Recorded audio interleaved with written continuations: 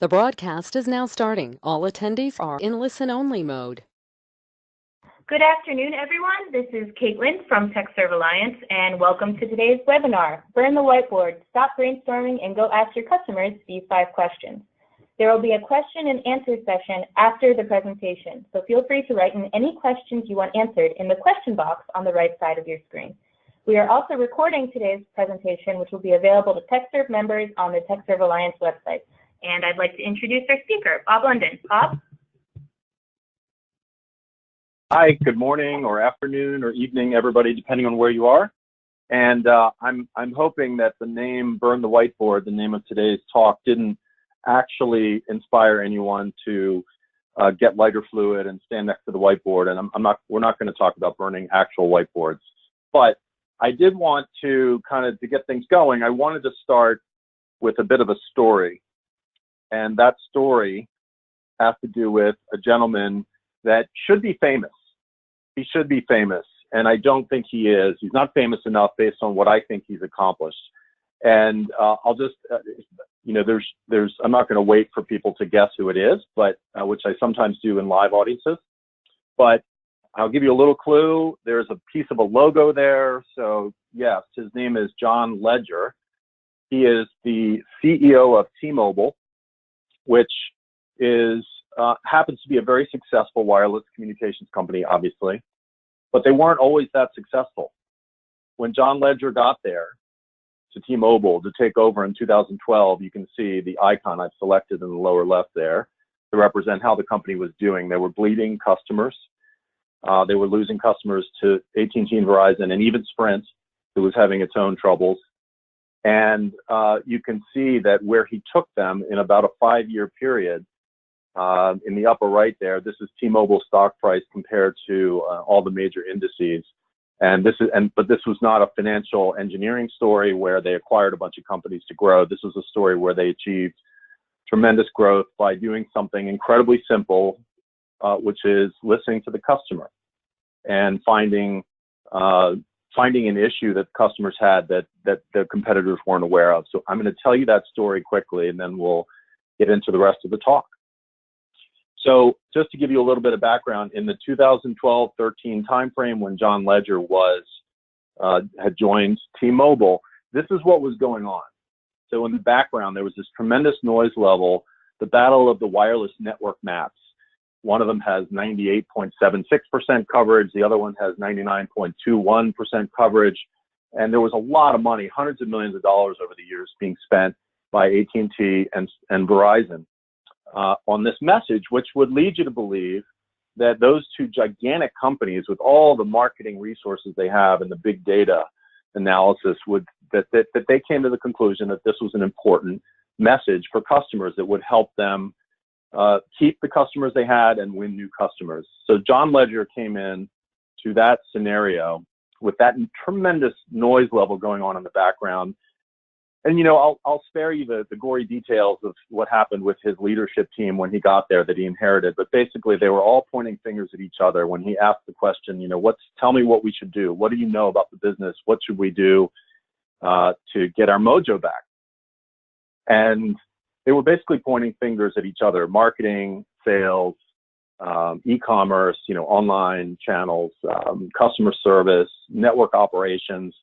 And, some of them even said, well, we don't have a network map. Like our map, we should have a fuchsia colored map to put out there because that's our corporate color. And we should have that map so we can run TV commercials and maybe even run on the Super Bowl. And he said, Super Bowl, we have no business running ads on the Super Bowl until we figure out some more basic stuff. So what do you think John Legere did?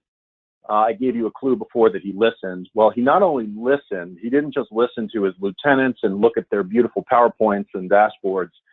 He actually strapped on a headset, plugged it into the T-Mobile call center for 6 nights in a row. In other words, he was listening in on actual real-life, unfiltered calls from T-Mobile customers and also prospective T-Mobile customers, maybe that were with other carriers and were thinking of switching to T-Mobile. And based on those network map commercials and T-Mobile's struggles with their own call quality, you would think, maybe you would think or assume that what he would hear would be a lot of complaints about call quality and technology. But according to an interview that John Ledger gave to Fast Company magazine, he found out, he reported back that none of the technology mattered. Let's just focus on that for a second. None of the technology mattered. So how could AT&T and Verizon and all the T-Mobile executives be so wrong that it's all about the network? No, it's not, according to customers. If you want to know what customers think, which we should all know that. He furthermore detected what he called a plethora of hatred for the entire industry. So John Ledger is a smart guy, so he said, well, if they hate something about our industry, we need to be aware of what that is, because maybe we can use that to our advantage. So again, I'll ask the question rhetorically, what was it that was causing the plethora of hatred? I'll tell you, it was not the network quality. It was not customer service. It was not that the T-Mobile calls were expensive. It didn't have to do with the phones themselves, the hardware. It was the gosh darn contracts. The gosh darn contracts was causing people to be angry at the entire industry. Why? Because when you buy a service, and there's a clause that says you have to stay with that service for at least 2 years, and if you want to leave before that, there's a $650 termination fee, which is really a lot of money. Some of you remember this from 2012 and 13. The gosh darn contracts. So John Ledger, being really not only smart, but he had no biases or preconceived notions about any of this. He said, well, if that's what people hate, and we're doing contracts also, what if we get rid of the contracts? Maybe customers will hate us less than the others, and then we'll get some more customers. And to him, that was just very logical. And again, the only reason he learned this was because he got this direct, unfiltered line into what people were really saying and didn't get it filtered through his lieutenants or dashboards or PowerPoints or whatever. And I'm not a big PowerPoint hater. I'm just using that as an example here. So I'm going to give you some terminology real quick. So the customer elevator rant.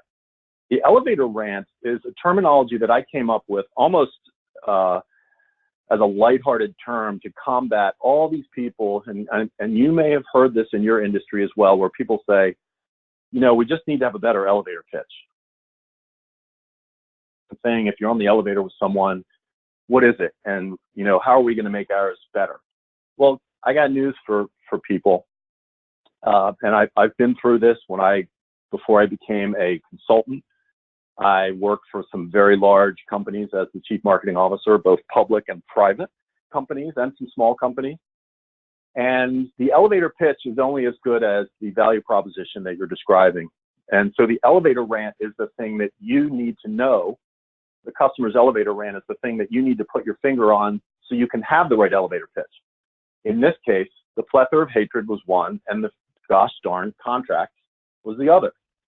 The next term I want to highlight is the outsight. An outsight is simply an insight that comes from outside. There's a great book out, I don't have the name in front of me, but it talks about external self-awareness. And it talks about individuals not only having self-awareness, which is knowing yourself and your strengths and weaknesses, but it's understanding what others think of you. So basically, we're talking about external self-awareness applied to companies, not individuals. This is what John Ledger did a great job of. Because John Ledger was the boss, and people in his company said, you can't do away with contracts, he said, well, we are doing away with contracts. It's called leadership. It's excellent. This was the marketing that resulted. And I want to highlight this idea of branding. You notice this woman very aggressively kicking. And I always joke that she's stomping Sprint's guts, because T-Mobile jumped right over Sprint in market share. And but the idea here is that you could have used a stock photograph of 4 very happy Caucasian people looking at a tablet, right? And would have been meaningless. But here you have an actual emotional pitch. We're breaking the rules to break you free.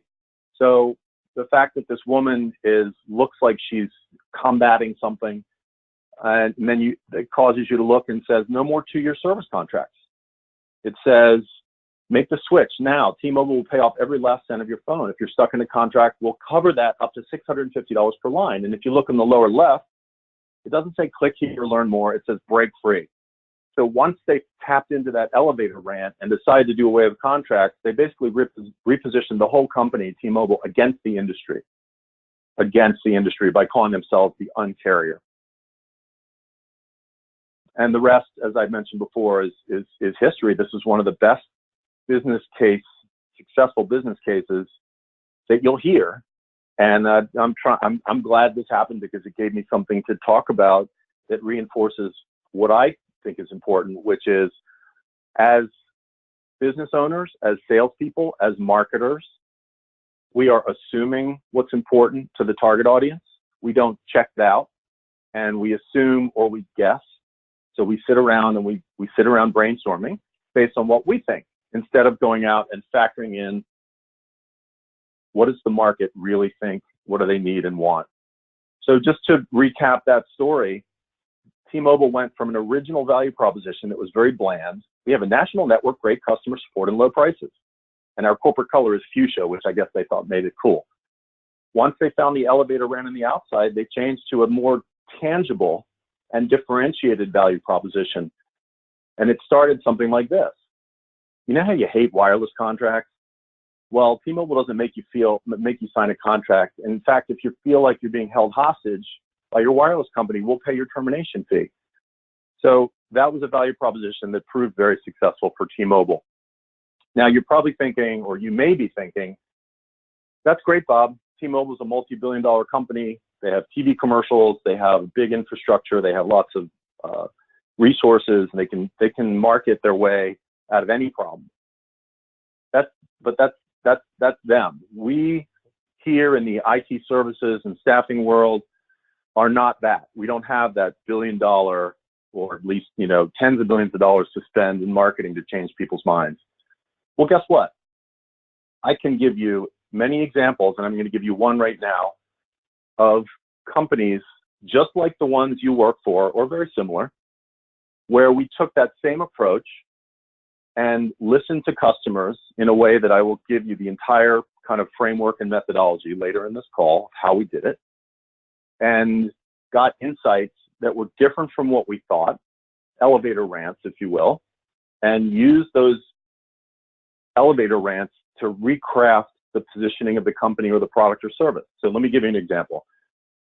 Many of you are familiar, or may even actually be, managed IT firms, otherwise known as IT outsourcing. So I'm going to give you the history briefly I'm kind of paraphrasing a number of conversations I had when I was hired by this IT outsourcing firm to figure out how to help them grow based on what customers really wanted.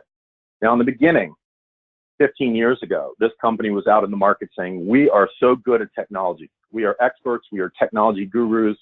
We know what we're doing. And for a while, that worked. That was their message. Because back in the day, 15 years ago, maybe even 10 years ago, IT was such a pain. As soon as someone found out they could outsource it, they did. So these guys were growing nicely. Then a lot of other companies came around and said, hey, we can do that too. We're tech gurus also. So this company, my client, lost kind of some of their mojo. And they said, we're going to differentiate. We're going to start saying, we have great service, and it's about our people. Our people are the greatest. Our people are technology gurus, but they know how to give good service. Some of you may be nodding your heads and saying, yeah, we've seen that. We've been there, done that, bought the t-shirt. We've seen that in our industry, or we've actually done that. We've actually tried to differentiate by telling people we're great at service. I call that the to know us is to love us strategy. If I hear that you're great at service, what means do I have to believe you until I've experienced your level of service?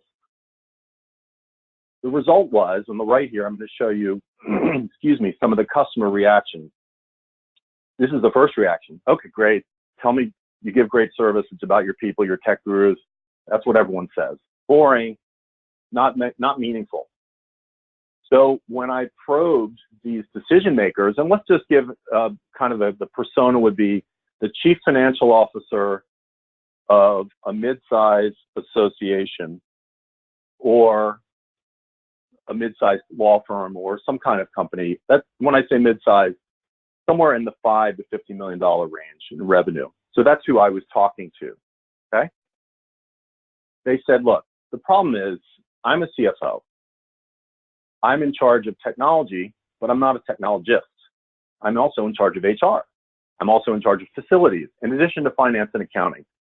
So I've got this thing that I'm responsible for, but I don't read trade journals, so I don't keep up on things. So what I'm worried about, Bob, is getting blindsided by the next big wave of technology.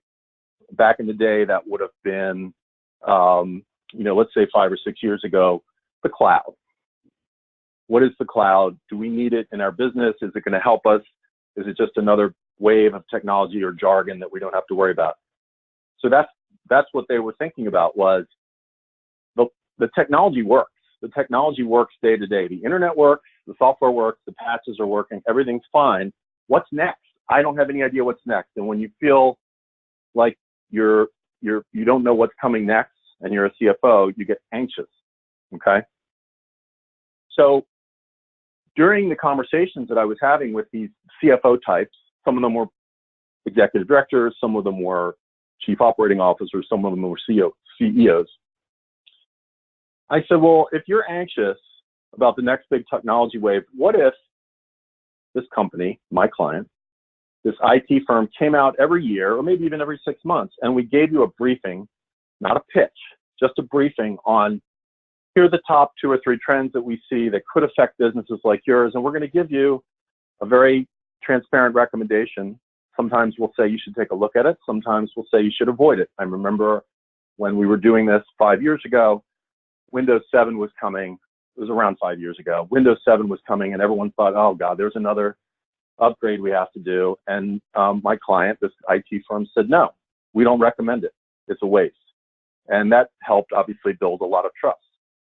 So the point here is that when I discussed with them the idea of, well, would it help you if we came out and briefed you?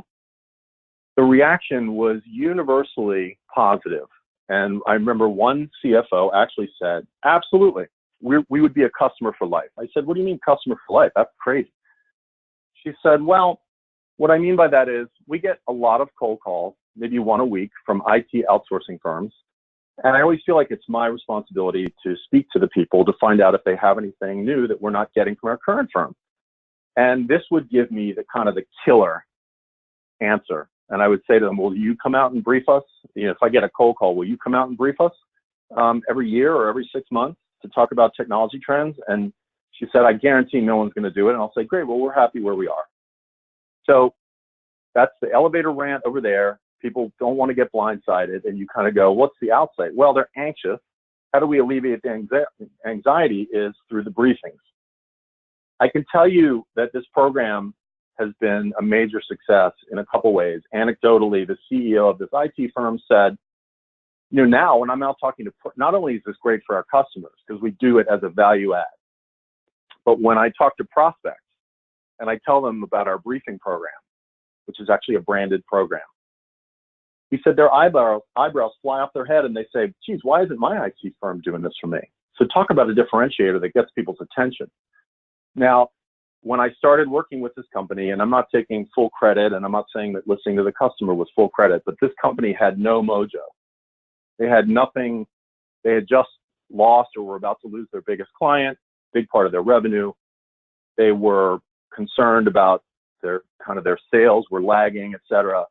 And being out in the market and getting the truth, what was really concerning the customers, helped them regain their footing to the point where this past year, I was so thrilled to see them land on the Inc. 5000 list of fastest growing private companies in the US.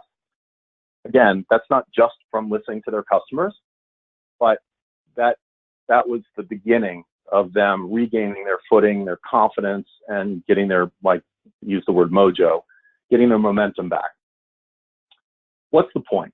The point is, as I said before, many of us, and I was guilty of it in the past when I was a chief marketing officer, we sit around in conference rooms brainstorming. Everyone thinks that they know the answer.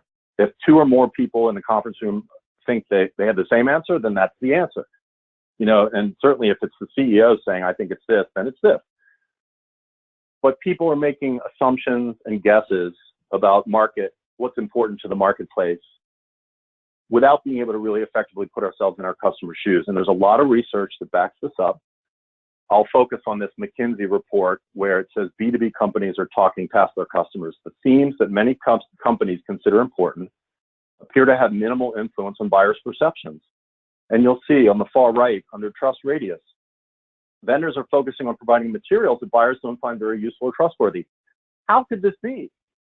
It makes me sometimes embarrassed to say that I'm a marketing consultant. How could all of us smart people be doing so much work that customers don't find useful or relevant? That's the war path that I'm on, is to fix that. And I'm going to dive into this because it's just so stunning, this McKinsey report. There are 2 points here. On the left, you have the theme that companies, these are themes that companies use to talk about themselves. We provide a broad product portfolio, or we are a driver of innovation. And then in the next column in the middle, this is what the percentage of companies that talk about that theme. So 43% say they have a broad product portfolio, 68% say they drive innovation. And on the right, guess what we have? These tiny numbers, 8 and 7%, that's the percentage of buyers who said that that's important to me when I make a decision. And I'll just dive one level further into this broad product portfolio thing. Companies, buyers are not looking for Swiss Army knives. They don't have 7 problems and they're looking to solve each one with one buying decision. They have 1 or 2 major problems, so they want the best solution for that problem. So if you come in with 8 things you can do well, or you tell them you can do well, broad product portfolio, whatever, you lose people's attention, because what you need to focus on is understanding what their top 1 or 2 problems are. And that's what we're going to talk about today. We're going to talk about this thing called agendaless listening. Agendaless listening. So I'm going to give you, and I've kind of open sourced my whole approach to this because I think it's so important. When I say open source, I give away the content for free. At the end, I'll talk to you about an ebook that has all the details from this presentation and more. It has the entire approach you can use to do exactly what John Ledger did in some ways, and exactly what I've done to help companies figure out what's important to their customer and adjust their marketing accordingly. So, first things first, agendaless listening. What is that? It's listening, and think about this, those of you who have significant others, I've been there. The idea of listening to someone just to hear what they're saying and what they mean without going back to your point and your perspective, just to hear what's important to them without bringing it back to you, it ain't easy. It doesn't come naturally to humans, or certainly not to men. So this is the approach. This is the approach, though, that matters. I'm going to give you today the framework and the tools to get there. And when I say framework, this is so simple, it's scary. I'm talking about a series of one-on-one phone calls with a handful of customers and prospects. So some people that know you, that have worked with you, and some that maybe when I say prospects, maybe they're in the pipeline, maybe they were a deal you thought you had it nailed and they said no, they went with someone else, someone who left you. So it could be that kind of mix, but 10 to 15 phone calls, one-on-one. It's not a focus group.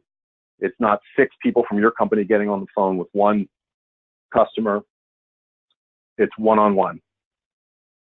All you need over there on the right is a list of people you want to talk to. You need an email invitation, which I'm happy to give you the template that I use, which has about an 80% acceptance rate, and a discussion guide, which is the questions that you're going to use. And then you need to know how to ask and listen. So let me give you the sequence of just basically what this slide amounts to under listening tips and ground rules is these conversations are about them, not you. All of us would like to tell our stories when we're on these calls. All of us would like to explain why we do certain things when the problem comes up. All of us would like to promote the next great product or service. All of us would like to defend customer support decisions that we've made. That's not what these calls are about. That's not what these calls are about. It's about them. The more you know about them, their pain points, their challenges, their priorities, how they make decisions, the better you're going to be. Someone told me that there's an expression, I don't know if it's just in the fundraising industry, but they said, if you want advice, ask for money. If you want money, ask for advice. So here we are, we're basically asking people for their perspective and advice. So when you have these phone calls, series of 10 to 15 phone calls, you have to relax. It's not like any other conversation you've probably had with them. And it is a conversation. It's not an interview. You are not an interviewer. You're not a researcher. You're trying to just get them into a conversation. And again, I found that it is possible, not only possible, it's very typical for people to want to get into the flow to help you once you get them on the phone. You want their perspective. You're not there to share your perspective or react to everything they're saying. As I said, it's about them. So you let the dialogue go where they want it to go. If they bring up something and you decided that's not, well, I don't want to talk about that, that's not important, you've missed the whole point. The point is to go where they want to go. Probe, dig deep into what they're saying. Make sure you understand it. You say things like, so let me make sure I understand, and then paraphrase it. And sometimes you're wrong. Sometimes you'll get clarification on that. Drop your ego and biases and any defensiveness. Again, I mentioned this before. You're not there to, if someone says, well, if you guys would only do this, that'd be great, but you're not doing it and you've told us you won't do it. You don't get into a debate. You make note of it. And then at the end of the call, when you're wrapping up, you have the opportunity to say, I obviously noted what, you had some emotion around this one issue, and I do want to address that with you. Can we set up another time to specifically chat about that, and I'll get the right person in the room, or I'll have the right person follow up with you. Believe it or not, breathe and smile. These two things are unbelievably helpful, especially smiling, because you would think over the phone, who cares if you're smiling, unless it's a Skype call. People can tell if you're smiling on the phone. Research has proven that. Be agile and iterative. What does that mean?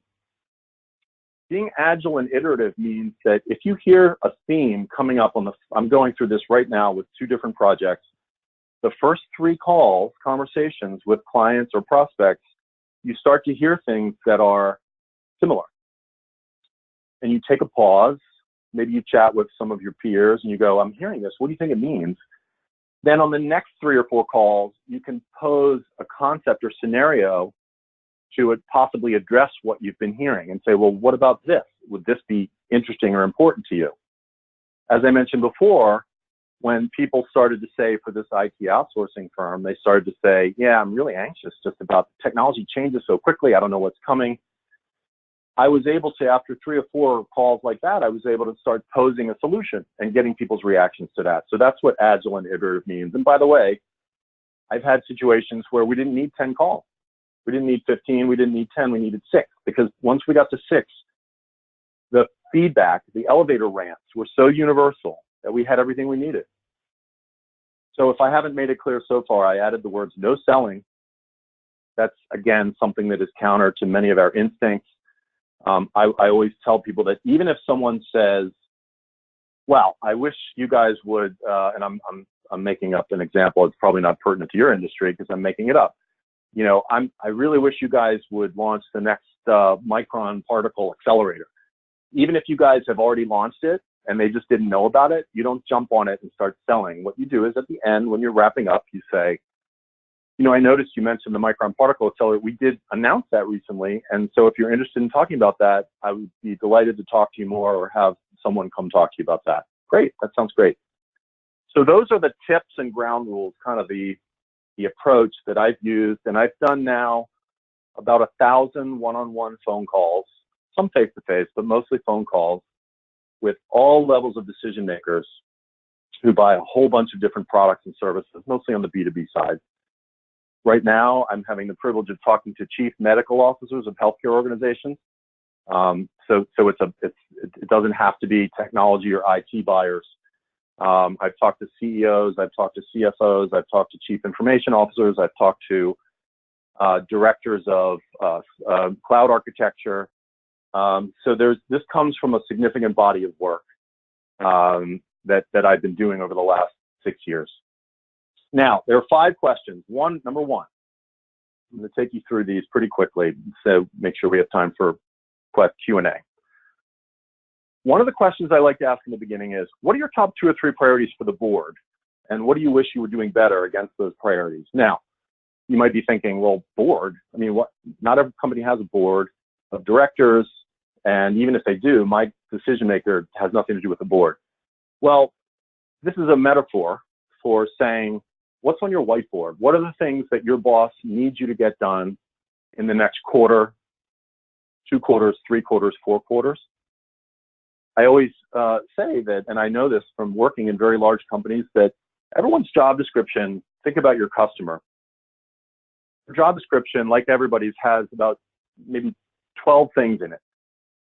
But of those 12 things, there are 3 of them that if they don't get them done well, eventually there's going to be a consequence. The other things are things that if they don't get done, then no one's going to get hurt.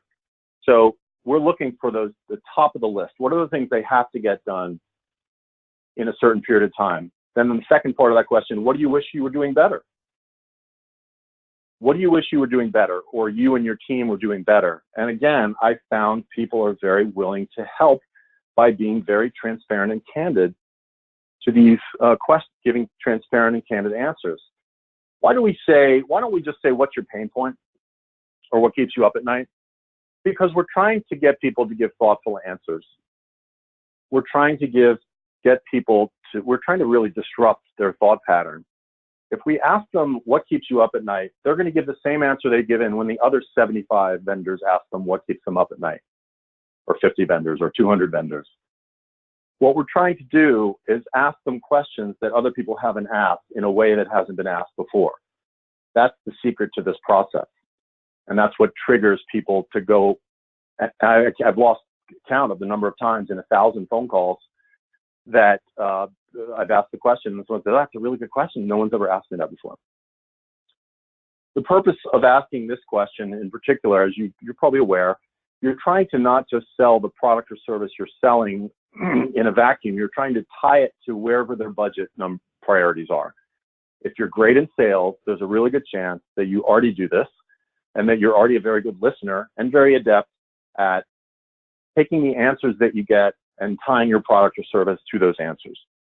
Number 2, does our industry have a reputation, good or bad? Why do we ask this? Because and you guys are, many of you are buyers as well as vendors. You know darn well that when you get a cold call from a vendor, or if you go to a trade show booth, there's a thought bubble that comes up over your head and you go, oh my God, there's no way I need to get into a conversation with one of those guys right now, because they just talk and talk and talk, or they're all promise, no delivery, or whatever it is. Every industry has a reputation. Well, don't you want to know what your industry's reputation is when you're talking to a prospect or customer, so you can differentiate yourself against it or position against it? I'll use the John Ledger example from T-Mobile. As soon as he heard that people hated contracts, he said, that's an opportunity for us. But you have to know what it is.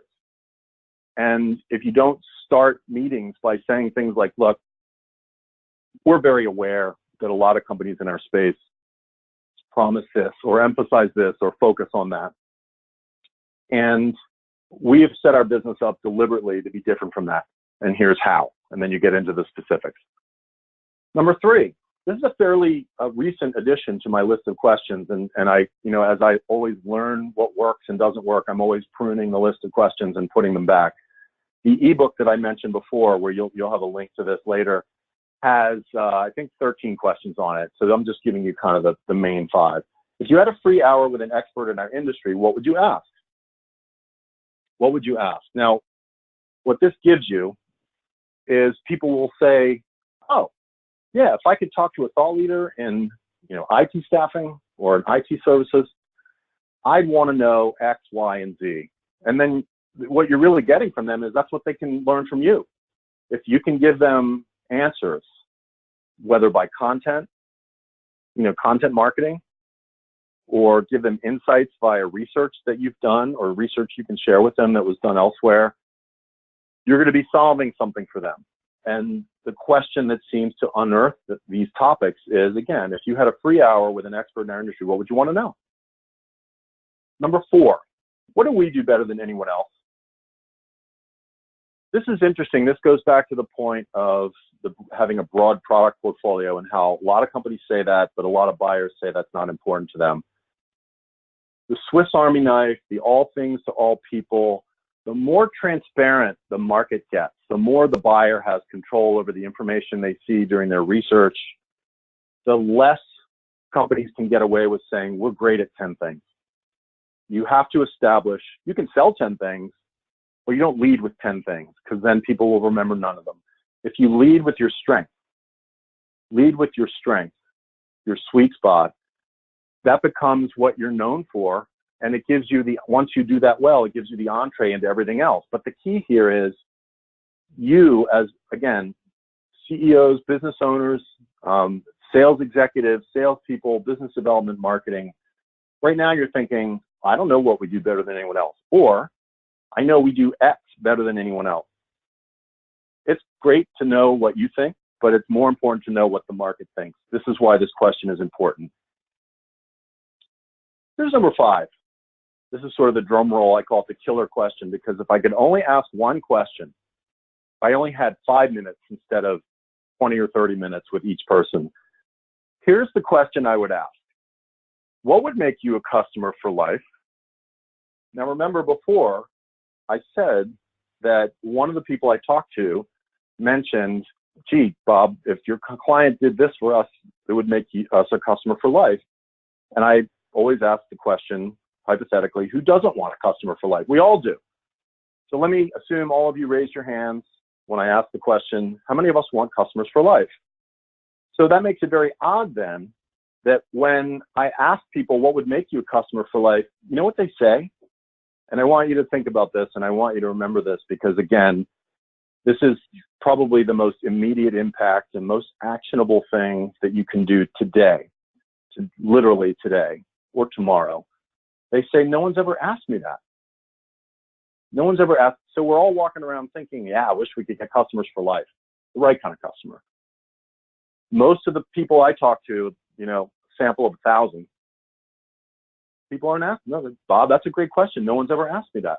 So how could that be? That's another one of the strange disconnects in the business world that I would like to fix.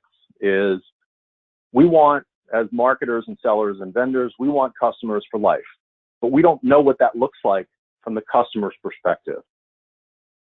Now, so not only is it important to ask it because your competitors aren't asking it, right? No one's ever asked, and your competitors haven't asked it either. Get out there and ask the question. But this is the question that generates the most sort of actionable elevator rants and insights. That's what generated the idea, a lot of the ideas that turned into positioning and marketing and brand campaigns and ideas for companies I've worked with. What would make you a customer for life? If I ask that question and the person doesn't say anything, I'll say, figuratively or literally. I mean, we don't always mean customer for life, like you have to sign up for life, but just what would make you so happy you would never leave? I encourage everyone on this call to go out and ask that question to a different customer or prospect every day or every week. So those are the top 5 questions. And I'm going to talk about, once you hear the rants, how do you translate them into outsights? I'm not going to really be able to do it justice here, but I did want to give you kind of the rest of the framework. Let's say you start hearing something that you decide, you know what, that guy Bob London was right. There is a customer's elevator rant out there that we just weren't aware of, but people really feel strongly about it. Okay. Then you sit down and you go, I wonder what are they really saying? So in the IT outsourcing example, the rant was, I feel I'm going to get blindsided by the next technology wave. The outside is, I think they just seem like uneducated. They feel like they're not educated enough to do their jobs. Okay, good. And then what would the customer find most valuable then? If they're feeling uneducated and anxious and maybe blindsided, let's try some things. Let's find out if they would do briefings. Would they allow us to come in for briefings? Now, you might be saying, you know what? One thing our customers do not want is to meet with us more, because they think every time we meet with them, we're going to try and sell them something. That's a bit of a different issue. That's a little bit more of a cultural issue.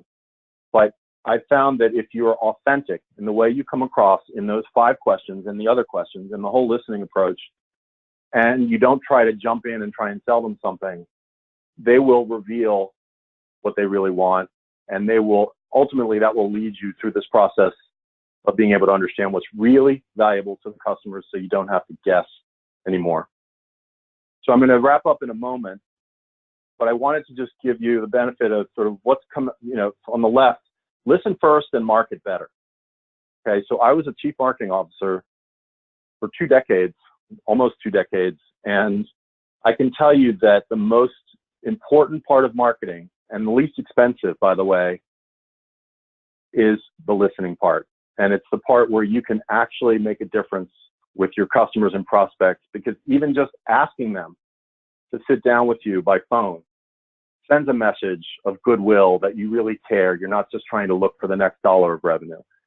Anyway, so on the left here, the listen first summary is, don't assume you understand your customer's real priorities. You are not your customer. Listen to them in a way that where you avoid biases. Be clever with the questions. Ask questions your competitors haven't asked yet, or they aren't the typical questions. Make sure you're listening with no agenda. Identify rants and translate them into outsights. And then on the marketing side, what do? You emphasize the problem you solve best, and you prove it.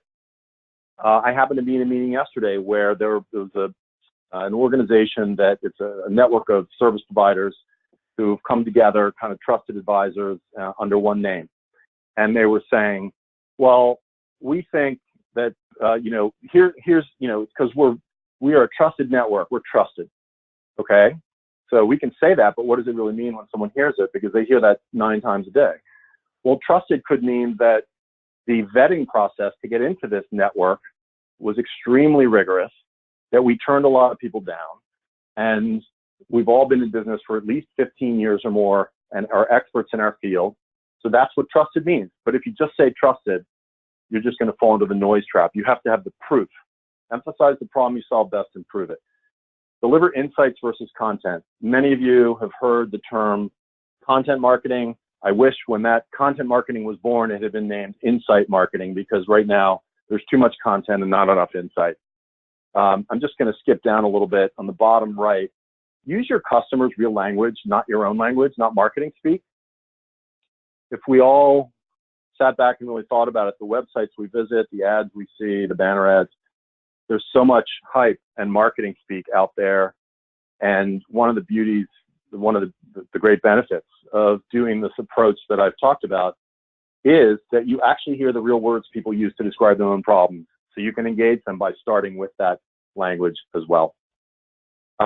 Questions you have to be able to answer to decide if you should do this. And when I say answer, you have to be able to answer them accurately. Some very simple questions. Do you know what's the most positive thing people say about your company? Yes or no? Do you know what's the most negative thing they say about your company? Yes or no? And the killer question is, are those answers what you think or hope people say, or do you actually know it? And my point is, in order to have great marketing and sales, you need to know what people really think and say about your company. So what I'm talking about here, of course, just to wrap it up, is the value of seeing the world from the customer's perspective. I've got quite a large and growing body of work that does show that when you engage people on their terms to understand where they're coming from, you can use the insights to really power your growth by differentiating and positioning the company in a more effective way. All it takes is a little bit of listening. So with that, here's the link I mentioned before, the Customer Rediscovery Playbook. So you can take a picture of it, a screenshot, you can do whatever you want to do, or you can wait. I believe Caitlin will be sending out a copy of the slides. And I'm happy to answer any questions that you guys have, and I have a few that have come in, but let me see here. Okay. Why phone? Why phone calls, not in person? Basically the question. So some people say, you know what, you need to see body language. You need to be there in person. Guess what? That's fine for you as a vendor, but think about being the buyer. You're going to come to their office, so the buyer has to think about, the interviewee has to think about, okay, so what time's this person coming? And I have another meeting, I'm going to have to wrap it up. Do I have to validate their parking? And then, you know, the vendor shows up and you go, why is that person dressed like that? You know, there's too much stuff that could distract from the substance. What I like and what I found works is you're talking to someone on the phone, it's a lot more like a confessional. And what do I mean by that? I mean that you can actually almost hear people putting their feet up and thinking. And sometimes people will say, hold on, Bob, I got to close the door. That's really good because you know they're going to give you some good substantive answers. Another question, how will I know if customers are really going to be candid? Well, the answer is that you don't know they're going to be candid, but if people agree to talk to you, if they agree based on an email you send them that, yeah, I'll talk to you, you've positioned it as, hey, we're not here to sell you anything. You're kind of disarming them. And you're saying, we want your opinions. And guess what? People like sharing their opinions and perspective on things. But most of all, what I found is if people know you're being authentic, they want to help. They want to make their experience better. And if they can do that by giving you some insights that'll help you, I'm always amazed that I set up time for 20 to 30 minutes. So the expectation is this could be a 20-minute call. We often blow by the 20-minute mark because the other person is talking so much and giving me so many rich insights. Sometimes we go past 30 minutes. Sometimes we go to 40 minutes. It really becomes a situation where people seem like they're interested in helping. I'm going to pause and throw back to Caitlin on the audio. How are we doing on time? Where do we want to go next? Do we want to wrap it up? You're doing great, Bob.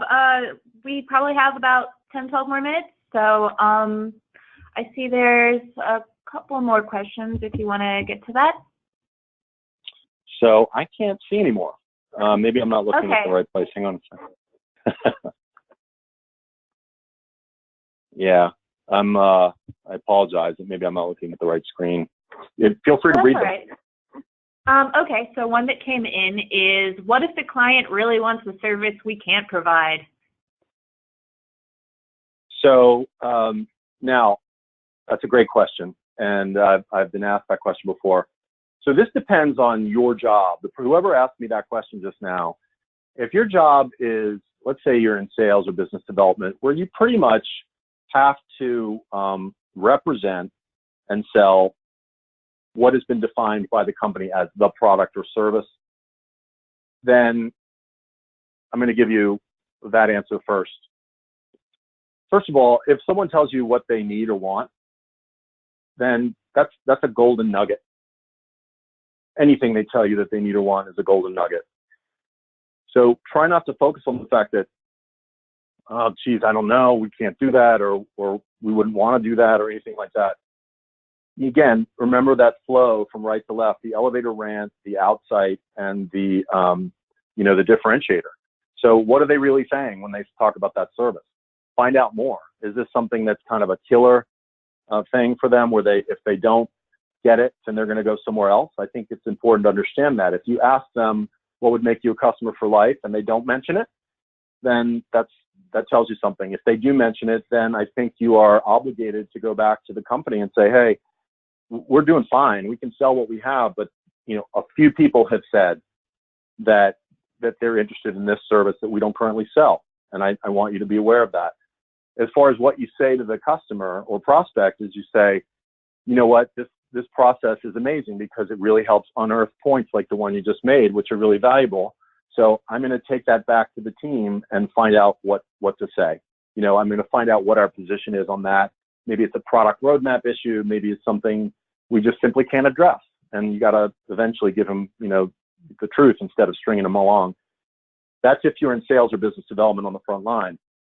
If you're the owner of a company, I think the way the world is headed is you better pay attention to what they say they want. And even if you have a business case that says we can never do that profitably, you have to understand what it is they're really saying. Can you solve that problem in a different way? Can you work with the customer, go back to them and say, we really are interested in what you said. We hear you loud and clear. we're looking at different ways to address that. Let's talk more. I mean, any engagement like that between a vendor, a seller, and a buyer is golden, especially if it happens at the executive level. Any other questions? Sure. Please talk about the best practices to invite customers to an interview. Oh, good. So I actually have an email template that I'm happy to share. In fact, what I'll do is put it into the slide deck before I send it to you, Caitlin, for you to distribute. And the email template basically, excuse me, once you've gone through the process, which is in the ebook, of saying, here's who we think we should talk to. These 5 customers, these 5 lost deals, and 5 more. Then the email, that template that I will send you, basically just says, hey, hope things are going well. Things are really good here. We're going through a process of kind of revisiting or refining our positioning in the market. And in order to do that, we actually have to talk to people in the market. And you're one of the folks that we really decided would be a great person to chat with. Would it be okay to, and I'm paraphrasing, would you be available for a 20 or 30-minute one-on-one call, in the next week or 2? So that's how it gets positioned. I have found, I don't know if I mentioned it before, so to get 1,000 phone calls, 1,000 people to agree, we've probably sent out 1,250 or 1,300 emails. So you can calculate the hit rate on that. It's well above 75%. I think, again, it goes back to if it seems authentic. Now, I'll add that a lot of times the email comes from an executive at my client's company, the CEO, excuse me, or the head of operations, or even a CFO, because the higher up the invitation comes from on the vendor side, the more likely the person's going to read it and say, wow, they're really serious about this. This sounds pretty strategic, and I'd like to participate in that.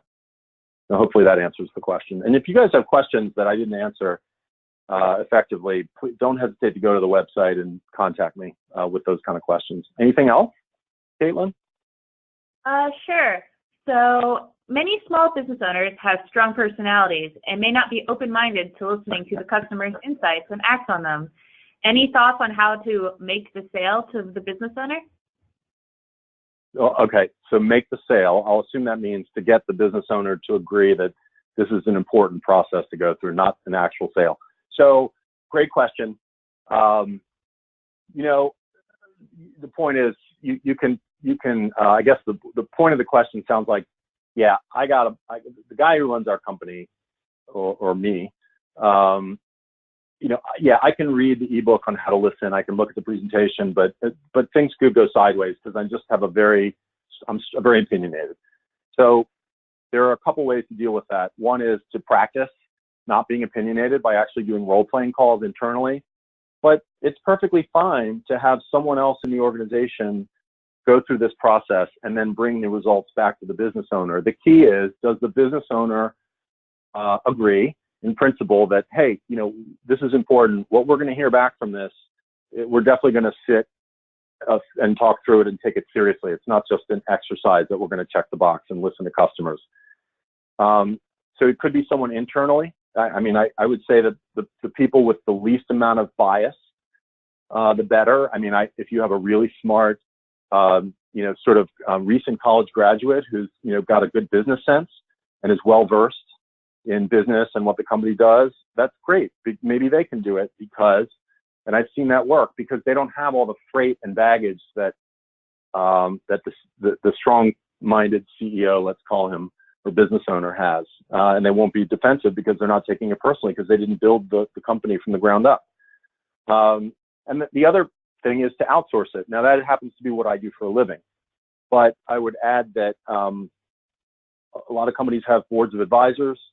They have, someone who is a trusted advisor to the company that they can count on or weigh in with to get this kind of work done. So those are the 3 approaches to that. Okay. I think that really quick. When you're asking, does your industry have a good reputation or bad? Are we asking them about their industry or the question asker's industry? It's the questioner's industry. So it's like, okay, hold on tight. We're going to ask. It's like going on a roller coaster. You don't know what they're going to say. But yes, it is the questioner's industry. Does our industry, meaning, you know, I'm a marketing consultant. I had to learn what the perception was of marketing, the marketing industry. And then I had to decide how to position myself within that and against that. So yeah, good clarification though. Great. Okay, thank you, Bob. Really quick, I'd like to make a couple announcements. We have 2 webinars coming up in September. The next one will be on Tuesday, the 12th, from 12:30 to 1:30 p.m. Eastern Time. And that's the September iteration of our certification webinar series titled Create Lifetime Relationships with Clients. So it sounds like it would be a good continuing of the conversation that we just had with you, Bob, in terms of creating these relationships with our clients. And then the next one after that would be on the 19th from 1 to 2:30 Eastern Time. That is being hosted by Talent Tech Labs, called their Virtual Demo Day, where we're going to be demoing a couple of different new and upcoming softwares that will be relevant to our industry. So I hope to see everyone there for our next webinars. And thank you so much again, Bob. Thank you. I enjoyed it. Appreciate it. All right, take care.